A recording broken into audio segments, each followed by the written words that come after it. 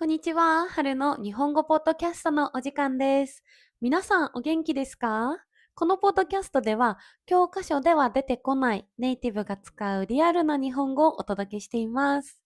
はい、ということで今日のテーマなんですが、実は私今度韓国に旅行に行きます。イエーイ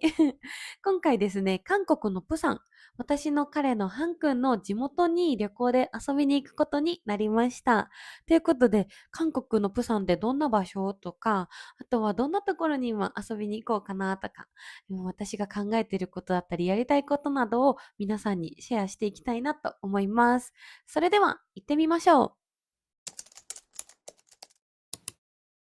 はい、ということで、今回ですね、私とハン君二人で一緒に韓国のプサンに遊びに行きます。まず、韓国のプサンってどんな場所っていうとこなんですけど、実は韓国で2番目に大きな街になってます。で、海があって結構日本で言うと福岡みたいな雰囲気だなと私は行ってみて思いました。私が今福岡に住んでるんですけど、すごく似た雰囲気があるなと思いました。で、海鮮とか市場が有名で、すっごく美味しいものがたくさん食べられます。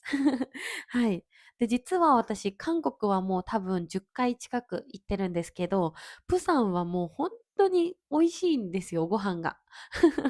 で、ソウルもたくさん行ったんですけど、やっぱりこのプサンって食材が本当に美味しくて、で、しかも、市場とかがたくさんあるので、なんか韓国のローカル感を体験することができて、毎回すっごく楽しいです。はい。で、今回はですね、ハン君と一緒に行くので、ちょっとハン君にいろんなところを案内してもらおうかなと思っています。ハン君と韓国行くのはもうこれで3回目になります。ソウルも行ったし、プサンも行ったしって感じなんですけど、はい。また今回もハン君と一緒にプサンに行くことができて、本当に楽しみです。でもやっぱり一番楽しみなのは、まずはもうとにかく韓国料理をたくさん食べたいなと思っています。韓国料理ってめちゃくちゃ辛いんですよ。本当に私、辛いものは好きなんですけど、辛いものが得意なわけではないんですね。なのでいつももう汗かきながら、もう暑い、辛いって言いながらめっちゃ頑張って食べてるんですけど、辛いものが大好きなので、そういったものをたくさん食べていきたいなと思います。あとは何と言ってもチキンですね。日本、唐揚げっていうのがあるんですけど、唐揚げってこんな感じですね。で、韓国のチキンはこんな感じなんですよ。似てるんだけど、ちょっと違うんです。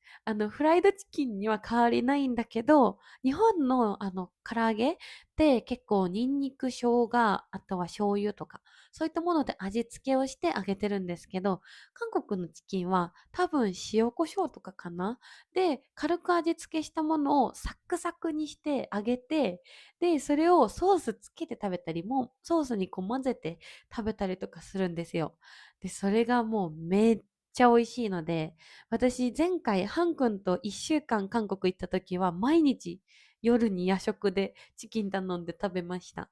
で、1週間で多分5キロくらい太ったんですよね。チキン夜中に毎回食べるから。でも本当に超美味しいので、今回もちょっとたくさん食べてこようかなと思います。で、日本みたいに各都市に韓国も名産、有名な美味しい食べ物がたくさんあるんですよ。で、プサンは、テジクッパっていう、なんか豚肉のスープに、ご飯が入ったやつがあるんですけど、それを今回食べたいなと思っています。とか、私、カフェが本当に大好きなので、プサンでもちょっとおしゃれで可愛くて、なんか美味しいスイーツとかが食べれるカフェを見つけて、ちょっと行ってみようかなと思っています。皆さん、韓国行ったことあるよっていう方とかいますか？結構ね、日本は韓国がすごく近いし、私が今住んでいる福岡からだと、プサンはもう多分飛行機乗ってる時間は1時間もないんじゃないかなっていうくらいすごい近いんですよ。なので、日本人って結構韓国よく行きます。で、コスメ買ったり美味しいもの食べたりとかするんですけど、皆さんとかもし韓国行ったことあるよっていう方いらっしゃったら、ぜひコメントで教えてください。はい。ということで、あとですね、やっぱりなんといってもショッピングが楽しみです。韓国行くと、まず絶対洋服は見たいですね。韓国の洋服ほんとおしゃれだし、なんか日本にはあんまりないような、ちょっとこうおしゃれなデザインの洋服もたくさんあるので、そういったのも探していきたいなと思います。で、あとはコスメ、化粧品ですね。とか、あとはスキンケア用品とか。もういろいろ探して、ちょっといいものを買っていきたいなと思います。もしこれ見てる韓国の方いらっしゃったら、おすすめとかあったら、もうコメントでどんどん教えてください。はい。で、今回なんですけど、観光だけじゃなくて、ハン君の本当に育った地域にも遊びに行きます。私普段日本人のお友達とかと一緒によく韓国行ってたんですけど、やっぱり日本人同士だと、有名な観光地をたくさん回って旅行って終わっちゃうんですよね。でももう今回ハン君の地元も案内してもらうので、なんか初めて韓国のローカルなエリアに足を踏み入れるので、もうそれもめっちゃ楽しみです。なんかこうやっぱ観光地だけじゃなくてローカルにしかない魅力とかもあるじゃないですか。なのでそういったものもこうちょっと楽しみにしています。皆さん結構これ見てる方はね、皆さん日本が好きな方だったり、日本に興味がある方がほとんどだと思うんですけど、中には韓国にも興味あるよっていう方いらっしゃいますか？私は K-POP とかも大好きで、本当にハン君と出会う前から韓国っ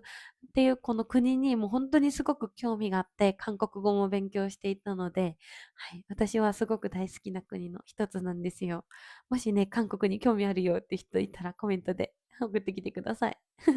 ただ、今回プサンに行くにあたって、一つだけめっちゃ心配事があります。っていうのも、今回ちょっと夏にプサンに行くっていうことね、多分めっちゃ暑いんですよね。なんか、ハン君も言ってたんですけど、プサンの夏って結構暑いみたいなんですよ。で、私、暑いのがあんまり得意じゃなくて、結構体調崩しやすくなっちゃったり、あとは普通に体力持ってかれて、早めにバテる。バテるって皆さん知ってるかな？なんかバテるっていうのがもう疲れても、動けないってなっちゃう状態のことをバテバテになる。で、それを略してバテるっていう風に言うんですけど、私結構夏すぐバテちゃうんですよね。で、夏バテって言うんですけど、夏の暑さにやられて、もう食欲もないし、元気もないし、なんかもう外に行くこともできないみたいな状態を夏バテって言うんですけど、私結構毎年夏バテになってるんですよ。なので、せっかくプサンに行ったのにね、暑すぎて、なんかあんまりどこも行けなかったとか、美味しいもの食べたいのに、全然食欲湧かなくて食べれなかったとかになったら、ちょっと最悪じゃないですか。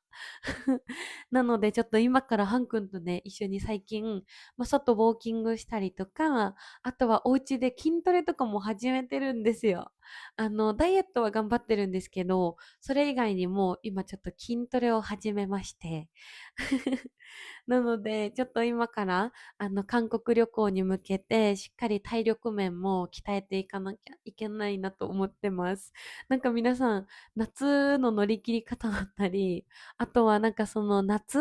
に、私ほんと体調がすぐ崩れちゃうんですけど、なんかこういう風にするといいよとか、こんな食材食べると元気になるよとか、もうぜひ皆さんの国の知恵を貸してください。